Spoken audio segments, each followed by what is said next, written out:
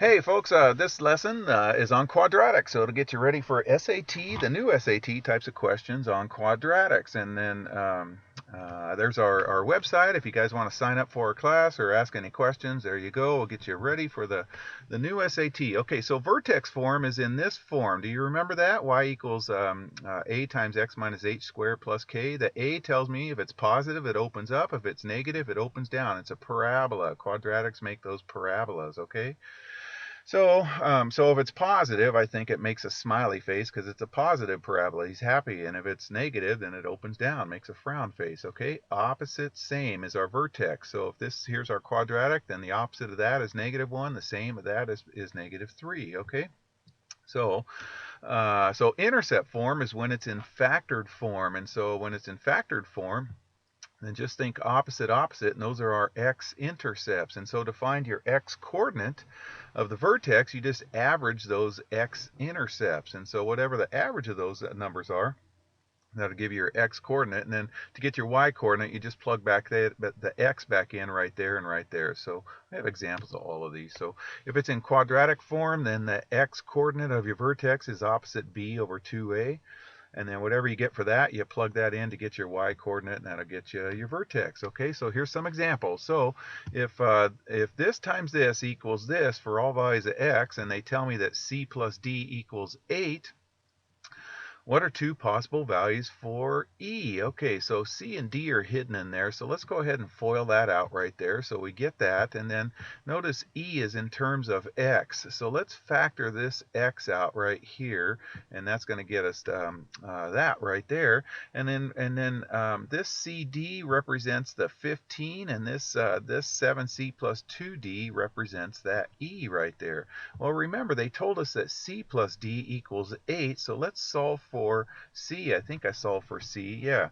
So C equals 8 minus D, so that means I'm going to plug it in right there. That's where this 8 minus D went for this C right here, and then so it gives us a nice quadratic equation. All right, so set that equal to 0 and make your D squared positive, and so we find out after we factor that D equals 5 or 3. Now remember, C plus D equals 8, so when D equals 5, then C is going to be 3, and when D equals 3, then C is going to be 5 right there, and that's how we find our E values, our two possible values for E. So we got to plug in the two different cases for 7C plus 2D, and that's going to get us 31 and 41. So that's our choices of our two values for E. Okay, which of the following is equivalent form of 2 quantity x minus 2 times x minus 4? Well, probably your first instinct is to FOIL that out. So if you FOIL that out, you find out it's A. But wait a minute, so if you can also, I started looking at this later, somewhere I made a mistake on this. I missed a word. I don't know if it said vertex form or whatever, because you find out that they're all equivalent to that right there. So I'm just showing you they're all equivalent. So somewhere I made a mistake on that. So I don't know if they want you to put it in vertex form, if I just missed that, or quadratic form. The SAT would not give you multiple correct answers. They'd only give you one correct answer. Or they would say which one is not equivalent. And they're all equivalent right there. So I don't know right there. Just make sure you know which one's in. Here's intercept form. Here's quadratic form. Here's vertex form. I don't know what that is right there. So anyway, just some good manipulation with quadratics right there. All right, so in the equation above expresses the approximate height in meters of a ball t seconds after it is launched vertically upward from the ground with an initial velocity, this is a physics equation, of 25 meters per second. That's what this 25 is right there.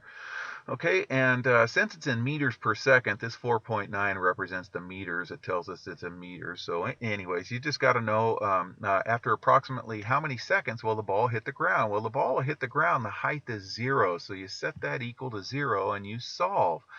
Okay, so what I did is I GCF'd a t out of both of these, and it gets me to that. So once you get it factored, then you can set the factors equal to 0. This t equals 0, or this negative 4.9t plus 25 equals 0. Okay, so t equals 0. Well, before it gets launched, it's at height 0, and it gets launched, and it goes up, up, up, and then it starts going down. It forms a parabola. That's why it's a squared guy. So when you solve this guy equal to 0, we get 5.1. So this is how many seconds. So approximately how many seconds will the ball hit the ground? after about 5 seconds. That's our closest one right there.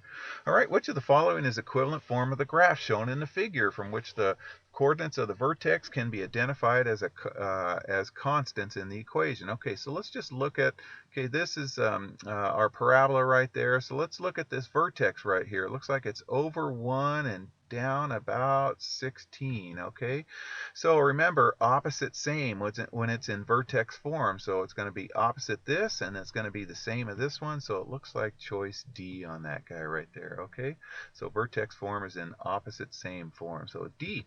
Okay, so completing the square. Do you guys remember how to complete the square, you guys, when it's ax squared plus bx plus c? First we add out this c, and then if there's a number in front of x squared, we got to divide by that to make it a 1x squared.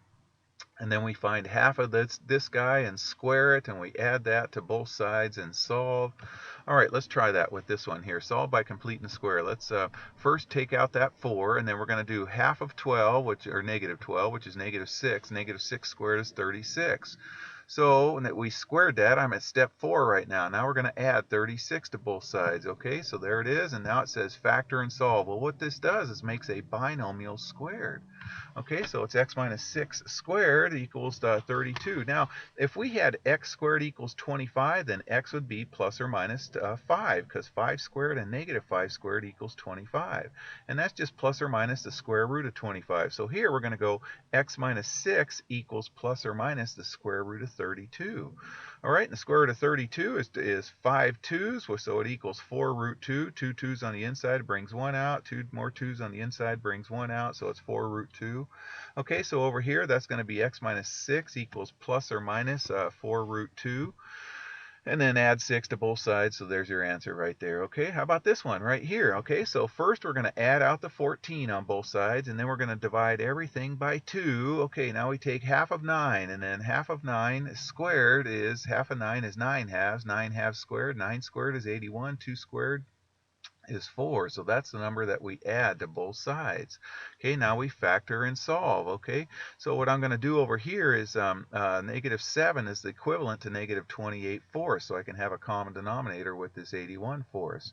So when I add those, we get 53 fourths right there. Okay, so now we're going to go ahead and factor and solve, and the square root of 53 over the square root of 4 is 2, and then add out the 9 halves on both sides, and we get negative 9 plus or minus root 53 all over 2. Now they might say negative 9 plus root 53 over 2, negative 9 minus root 53 over 2, or they might say negative 9 halves plus root 53 halves, and negative 9 halves minus root 53 halves. I don't know. It depends on what kind of mood they're in.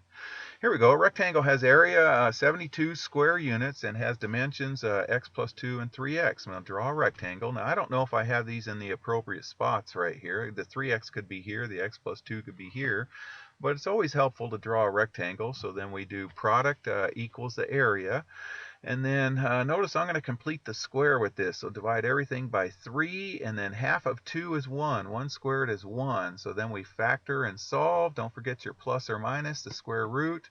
Subtract 1 on both sides, and we get 4 or 6. Now we're going to get rid of the 6 because we're talking about dimensions. So x equals 4. And then so 4 plus 2, and then 3 times 4 gets us 6 by 12. So I got these backwards. This should be the 3x, and this should be the x plus 2. Anyways, though, we can still get our dimensions right there. Okay. All right, last one, you guys. Write this guy in vertex form and then identify the vertex. Okay, so we got to complete the square. Okay, so vertex form is a times x minus h squared plus k. All right, now we're not going to add out this 22. We're going to keep it on that side right there. It's going to be that have an influence on this plus k, but we still do half of 10 squared. So half of 10 squared is 5 squared is 25. Notice if we add 25, then since we're doing it on the same side of the equal sign, then we got to balance it out and subtract 25. So we're adding 0 to the right hand side. Okay, now this factors to x minus 5 squared. And then over here, this 22 minus 25 is minus 3. So the vertex is opposite same. So 5, negative 3. All right, you guys, I hope that makes sense. Take care.